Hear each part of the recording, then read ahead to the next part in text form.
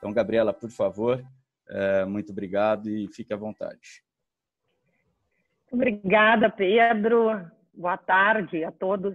É uma alegria sem tamanho poder debater esse tema, especialmente aqui nesse ambiente, ainda que virtual, do CancerCBC, do IBRADEMP, e com essa nominata aí que nos deixa, então, não só muito honrados, mas também desafiados a tratar desse tema. Eu queria fazer, então, um cumprimento e agradecimento especial com o CCBC e o IBRADEMP nas pessoas da Maura e do Daniel. E dizer também, Maura, que é uma satisfação te ver de novo, sempre te reencontrar, né, nos ambientes acadêmicos e profissionais, e ver a tua trajetória realmente me deixa muito feliz. Pedro, quero te agradecer também pela escolha, quase que um desafio, né? O Pedro, nós sabemos que é o especialista que nós temos, especialmente no tema das garantias autônomas, e fez esse convite, que também muito me honra, mas que me incentivou a vir aqui muito mais, talvez, para que a gente possa realmente ter esse ambiente de debate do que trazer algumas contribuições. Eu fico, por um lado, um pouco tranquila, porque qualquer bobagem que eventualmente eu diga aqui, a gente tem tempo do Pedro também, e, enfim, né, de todos os nossos palestrantes aí, poderem debater e a gente ir adiante. Renata, também é uma satisfação poder compor, junto contigo, com a Maura, essa bancada de 3 mulheres gaúchas aqui nesse ambiente, né? Então, fico muito feliz. Não vou me estender muito, quero também fazer só um cumprimento à nossa audiência e dizer que é muito bom, né, ver quem nos acompanha aqui, que dá sentido a todo o nosso debate.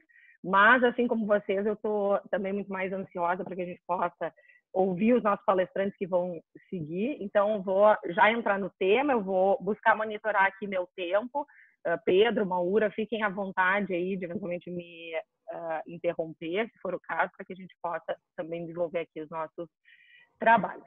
Como o Pedro já adiantou, o tema que me tocou, um tema que é muito mais a especialidade dele, mas que me intriga igualmente, é traçar essas diferenças entre as garantias autônomas e as garantias acessórias, para que a gente possa fazer aí algumas classificações e possa entender a dinâmica desse tipo de garantia. E por uma questão de recorte, até porque o nosso tempo aqui ele é relativamente escasso, eu vou buscar tratar muito mais das garantias autônomas e falar das garantias acessórias em contraste, porque as garantias acessórias são aquelas com as quais a gente, no mais das vezes, especialmente a garantia de fiança, né? Não é que ela não traga desafios, claro que traz inúmeros, mas a gente está um pouco mais familiarizado na nossa experiência, no nosso cotidiano. Então, hoje, vou trazer aqui para o debate esse tema das garantias autônomas para que a gente possa analisar, especialmente analisar em contraste, então, com as garantias acessórias. O Pedro já adiantou antes que nós temos no nosso sistema o artigo 391 do Código Civil, que prevê a garantia geral das obrigações, e aí algumas garantias especiais previstas, tanto garantias fidejussórias quanto garantias reais, previstas também no nosso Código Civil e na nossa legislação esparsa. E pela nossa tradição de civil law, a gente tem muito esse cacoete de sempre buscar uma taxatividade daquilo que está previsto no sistema e tentar identificar na lei aquilo que a gente pode ou não pode fazer. O Brasil, em especial, né, tem uma certa tradição bastante dirigista em termos de relações contratuais, e aí a gente fica muitas vezes na dúvida sobre se aquilo que não está especificamente previsto na legislação a gente poderia fazer, e no caso aqui específico das garantias, a gente poderia ter, então, algumas de forma atípica, ou seja, fora daquele rol que a gente poderia ver como exaustivo que está na nossa legislação. Fato é que as garantias autônomas, então, que são aquelas em que a gente vai focar mais nessa primeira fala, elas são fruto da autonomia privada. Nós não vamos encontrar no sistema brasileiro uma previsão específica, mas, em linhas gerais, a nossa jurisprudência tem um precedente, inclusive, de 1986, do nosso Tribunal de Justiça aqui do Rio Grande do Sul, reconhecendo a possibilidade de garantias para além daquelas que estão tipificadas na nossa legislação, E acho que é relativamente tranquilo da gente começar a pensar, então, que a partir da autonomia privada, garantias outras que não essas que estão, então, taxadas na lei, poderiam ser celebradas entre as partes. Agora, a provocação, que eu acho que é importante aqui para nortear o nosso debate hoje, é como que a gente deve implementar, performar, eventualmente julgar, né? Acho que a Renata depois vai contribuir bastante para esse debate, como é que o judiciário deve enfrentar, especialmente essa questão das garantias que não estão previstas, que não estão nominadas na nossa legislação. Então, antes da gente entrar propriamente para falar das garantias autônomas, que são então essa expressão da autonomia privada, quero fazer uma pequena digressão aqui, até porque minha fala é a primeira nesse nosso debate, sobre a necessidade ou não da gente contratar garantias e como é que a gente pode ou deve interpretar isso nas relações contratuais. Então, a primeira dúvida que surge é, será que todo contrato necessita de garantia? Será que a gente sempre precisa ter esse tipo de amarra entre as partes? E aí a resposta é não, né? Principalmente porque as garantias elas têm um custo, seja ele o custo financeiro ou o custo de todos os outros fatores envolvidos na negociação, na recolha de informações, de documentação, etc. Então, a gente sabe, nem todo contrato vai necessitar de garantia, e a contratação da garantia ela tem que se justificar na medida em que o custo dessa contratação seja inferior à vantagem que a contratação vai trazer. Nós temos contratos, por exemplo, que são de execução imediata, não justificam contratação de garantia. Hoje, cada vez mais, a reputação ela exerce um papel muito importante nas nossas relações negociais. A gente sabe que a informação ela circula de uma maneira muito mais dinâmica, então a reputação ela tem esse fator de fazer não só com que eu possa talvez buscar alguma sinalização por parte daquele com quem eu estou contratando, mas também por, eventualmente, depois da contratação, ter a possibilidade de que aquela parte com que eu estou contratando também se valha da sua vontade de manter uma boa reputação como um fator para cumprir efetivamente os contratos. E a gente sabe que existem discussões e a prática, inclusive, dos smart contracts, né, e outros tantos arranjos possíveis hoje que fazem com que talvez alguma garantia adicional não se justifique.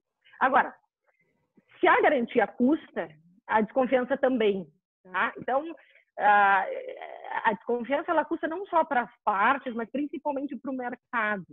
Tem um texto clássico da década de 70, que muitos talvez conheçam, né, do Akerlof, quando trabalhou com a ideia do Market for Lemons, né, e a noção de a gente poder ter essa seleção adversa, ou seja, num mercado basicamente marcado pela desconfiança, o que se traz é muito mais um incentivo para que os maus contratantes lá permaneçam e que os bons contratantes saiam de cena, e a gente tem isso como um fator muito negativo, não para as partes só individualmente que estão contratando, mas para o mercado.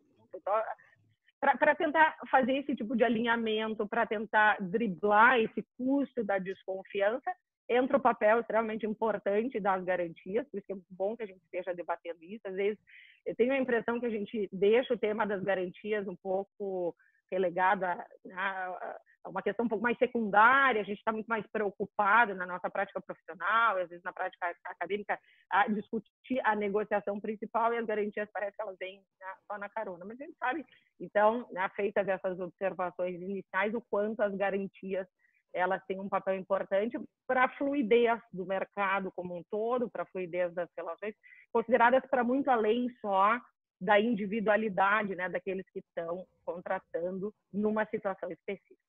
Bom, então, como eu tinha comentado no início, o Pedro também já tinha adiantado, dentro de todo esse desenvolvimento surge a figura das garantias autônomas. As garantias autônomas, então, elas não têm previsão no nosso sistema, e isso não há exclusividade no Brasil, muitos outros sistemas, inclusive na Europa, onde a gente vê uma prática bastante mais acentuada, né, um uso mais acentuado das garantias autônomas. Muitos países não têm essa figura o seu direito positivado, mas elas começaram a surgir e se tornaram prática comercial e têm sido legitimadas a partir dessa ideia da autonomia privada, da autonomia que se tem de fazer esse tipo de contratação. Basicamente, como é que funciona esse tipo de garantia? Uma garantia que, se a gente fosse fazer uma aproximação, até poderia fazer uma aproximação com a fiança, né, no sentido de ter uma garantia pessoal, uma garantia que recai sobre um devedor, um terceiro que assume a dívida em relação a uma obrigação que foi originariamente contraída.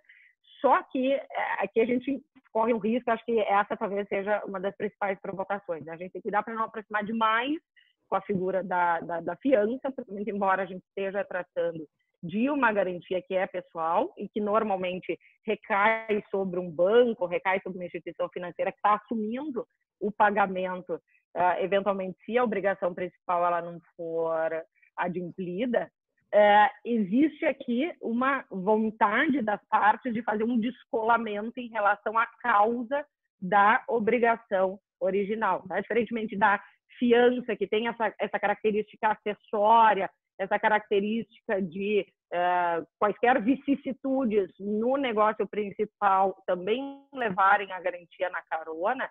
No caso das garantias autônomas, elas surgem exatamente para evitar maiores discussões ou evitar ou pelo menos prima facie, que a gente não deixe de fazer o pagamento, o adimplemento dessa garantia, se por acaso existe algum tipo de discussão em relação à causa principal. Esse tipo de garantia é extremamente útil em relações complexas, em relações internacionais, embora não seja a exclusividade, né? Mas no comércio internacional ou na contratação de obrigações no cenário internacional, como, por exemplo, construção de grandes obras. Imaginem vocês, né? Se alguém assume a obrigação de entregar uma mercadoria em determinadas condições ou entregar uma obra com determinadas características, o quanto de discussão a gente pode ter antes de fazer o pagamento, seja de boa fé ou de má fé, né? E aí depois, claro que a gente precisa fazer essas distinções, mas num primeiro olhar, né, quando isso vai parar lá com a Renata para ser discutido, num primeiro olhar, talvez a gente não consiga separar uma coisa da outra, né? E qualquer dos contratantes pode levantar uma série de exceções, uma série de razões para não fazer o pagamento. Então, o que as garantias autônomas elas propõem? Esse descolamento em relação à causa do negócio original, para que, bom, ainda que ela venha a ser discutida, o pagamento, no primeiro momento, seja realizado. E aí a gente tem esse desdobramento dentro da relação triangular, né, com o banco, com o ordenador da garantia e com aquele que é o beneficiário. A gente não tem, como eu comentei antes, uma positivação. Né? Até eu estou acompanhando aqui no bate-papo, a Giovana apresentou ali uma pergunta, né? Se haveria uma forma, estou me adiantando aqui, Pedro, né? Mas só para aproveitar esse gancho, se haveria alguma forma específica para essa garantia autônoma, justamente como ela é fruto dos usos e costumes, especialmente no cenário internacional, a lei não vai fazer o dirigismo de como é que ela deve ser contratada. Tá? Existe previsão, existem as Uniform Rules da CCI, que dão algumas orientações, mas isso não é direito positivado, não é o nosso direito doméstico, pode acabar se tornando direito positivado na medida em que as partes escolham, né, fazer referência a essas regras. Elas vêm sendo construídas, né, especialmente desde a década de 70, mas em 2010 tiveram a última revisão.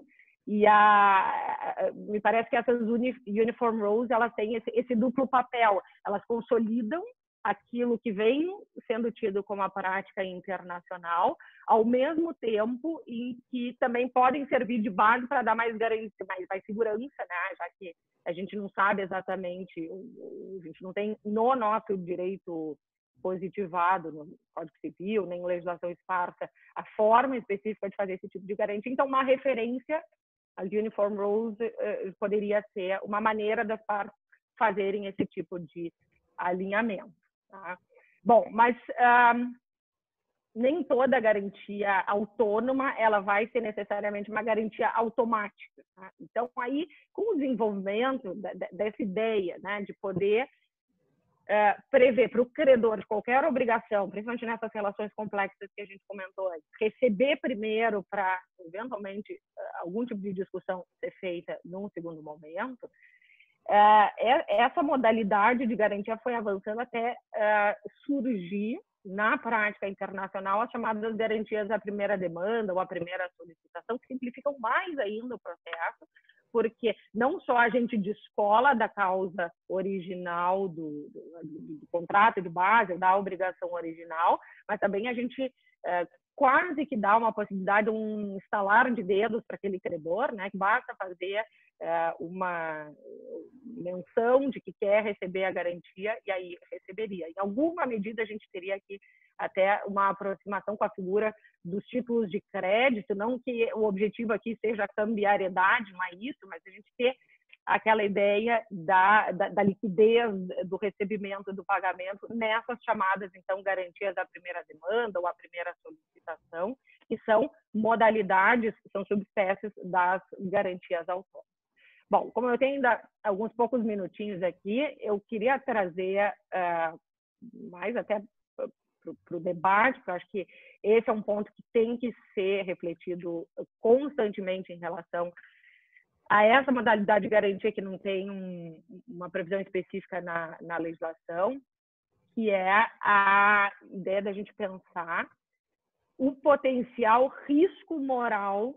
A doutrina também, assim como lá no início eu fiz menção à doutrina de análise econômica para comentar a possibilidade de seleção adversa se a gente não contrata garantias, se a gente tem um mercado com desconfiança, talvez um excesso de garantias ou um excesso de acobertamento, né? A gente colocar aquele credor nessa posição, como eu comentei antes, de simplesmente fazer um estalar de dedos e conseguir receber o valor, independentemente de estar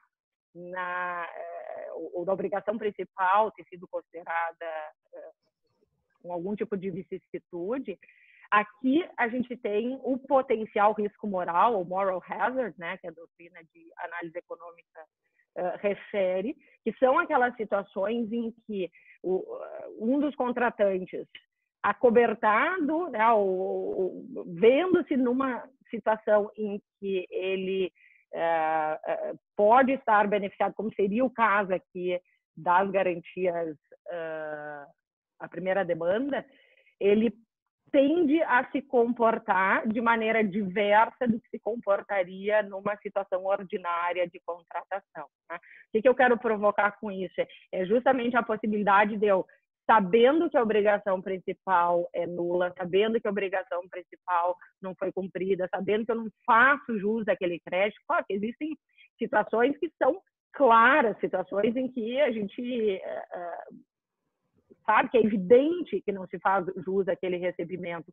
E ainda assim, eu executando, né, na condição de credor, de beneficiário dessa garantia, executando e exigindo o seu pagamento, isso é uma situação que me parece um possível exemplo do chamado risco moral, e aí nós precisamos ter mecanismos para isso. Né? E a construção que se tem, a gente tem muito pouca jurisprudência no Brasil em relação ao caso, mas se a gente vai observar casos analisados em Portugal, na França, na Inglaterra também, e a nossa doutrina trabalha muito bem com isso, e faço aqui de novo, né, a referência ao livro do Pedro, que muito bem trabalha com a ideia, e nos diz que aqui a gente tem que exatamente saber, eis o desafio, né, saber como fazer o recorte, esse recorte da fronteira entre a dúvida e a certeza. Se eu tenho dúvida, claro que eu posso discutir a questão do contrato de base e, eventualmente, ainda fazer jus ao recebimento, se eu sou crente de fazer jus ao recebimento do valor daquela garantia. Mas é óbvio que existem hipóteses, então, de abuso de direito, de fraude, de má-fé, e que seriam flagrantes hipóteses em que, desde que a gente consiga transpor, né, essa fronteira, como o Pedro sugere, entre a dúvida e a certeza, e se eu, na condição de credora, de beneficiária, tenho certeza de não fazer jus ao recebimento da obrigação principal e ainda assim executo a garantia, isso deveria ser coibido, é isso que a gente vê na jurisprudência, principalmente internacional, e na nossa doutrina trabalhando. Agora, me parece que o grande debate que fica aqui é como é que a gente faz, né? Como é que a gente trata efetivamente essa fronteira. Mas então, foram esses meus 20 minutos. Espero ter contribuído, pelo menos, para um início de debate e fico à disposição. Obrigada. Gabriela, excelente, parabéns pela apresentação, muito elucidativa, até considerando o curto espaço de tempo, não é um tema tão simples. E essa questão da linha tênue entre o que é um chamamento abusivo e o que é um chamamento nos estritos termos da própria garantia é muito difícil. Mas a minha tendência é que o chamamento abusivo há de ser aferido com um mero passar de olhos na situação fática. Então, falsificação de documento ou pretensão de chamar garantia cujo montante já foi pago, são situações excepcionais. Caso contrário, me parece que a autonomia privada permite a alteração do risco, ainda que as chances de sucesso em uma demanda que julgue a relação jurídica base seja grande, a autonomia privada daria fundamento para que se pudesse discutir com o dinheiro no bolso. Eu tenho uma pergunta, e aí trazendo um pouquinho para a atualidade, e eu confesso que realmente não sei a resposta. Mas vamos considerar a pandemia atual como um evento qualificado como sendo de força maior. Você acha que esse evento poderia ser um fundamento para justificar a inexigibilidade da prestação de garantia? Ou seja, o credor da garantia, ao chamar o banco ou a seguradora a efetuar o pagamento, ou o fiador, poderia o garantidor se recusar ao pagamento sob o pretexto da ocorrência de um evento de força maior? E isso alteraria a sua conclusão e sua resposta? Seria diferente se estivéssemos tratando de garantias autônomas ou acessórias? Vamos lá, muito bom, Pedro. Acho que eu fico mais tranquila que pelo menos você dissesse que também não saiba a resposta definitiva. Acho que é o tema do momento, né? Essa pergunta é excelente e acho que a gente tem que ir por pontos aqui, né? O primeiro deles é, claro, que o evento da pandemia e tudo isso que nós todos estamos vivenciando vai sem dizer que pode suscitar uma série de teses que levariam, seja ao redimensionamento das obrigações ou até mesmo à extinção, né, de alguma obrigação, dependendo da natureza daquilo que está no contrato de base. Então, a gente poderia aí discutir horas, assim como, enfim, muito bem tem sido discutido por quem é muito mais apropriado em relação ao tema, né, a quebra da base objetiva do negócio, teoria da imprevisão, situações de hardship, etc. Tá? Tentando resumir um pouco aqui, a minha impressão sobre tudo isso é que eu acho que nós não temos, nem deveríamos ter, respostas preta-porter. Para cada negócio, em cada circunstância, isso tem que ser analisado, mas é um fato que é, no mínimo, uma tese a ser levantada. A gente vai ainda ver como é que a jurisprudência vai se comportar, a gente observa, às vezes, algumas tentativas de, dentro daquela ideia de dirigismo da própria lei, tentar resolver já, nem sempre é possível que a gente já tenha essas soluções a priorísticas, mas, como bem mencionaste, existe a possibilidade das teses serem levantadas. Se isso vai levar a um sucesso por parte enfim, de quem quer que esteja sustentando, a gente teria que analisar com mais detalhes cada caso. Só que precisasse uma expressão que exatamente acho que traduz tudo isso que a gente estava conversando aqui em relação às garantias autônomas, que é discutir com o dinheiro no bolso, né? E principalmente quando a gente está tratando de garantias da primeira demanda. Eu tenho tese para discutir? Tenho, mas é altamente controverso. A gente não pode simplesmente dizer que, pela situação da pandemia, tudo está, né, todas as obrigações estão extintas, ou todas as obrigações têm que ser revisadas, todas têm que ser em 30%, 50%. A gente precisa analisar as circunstâncias do caso, e parece que as garantias, especialmente as garantias da primeira demanda, elas têm essa característica, as garantias autônomas, de uma maneira geral, de poder fazer, então, essa dissociação em relação à causa do negócio original. E aí, então, tentando te responder, acho que sim, faz total diferença, pelo menos no primeiro momento, né? No momento em que a garantia é invocada e a gente tem e a gente está tratando, seja de uma garantia acessória ou de uma garantia autônoma. No caso da garantia autônoma, existe... Porque tudo isso que a gente está falando aqui sobre a situação de pandemia, me parece, no primeiro olhar, que afetaria a relação jurídica de base, e não a garantia. A garantia. Não é que a garantia seja um negócio despido de causa. Eu nem quero entrar muito nessa discussão sobre a causa do negócio jurídico, porque eu acho que a gente está há séculos nessa discussão, poderia ficar aqui mais outro tanto.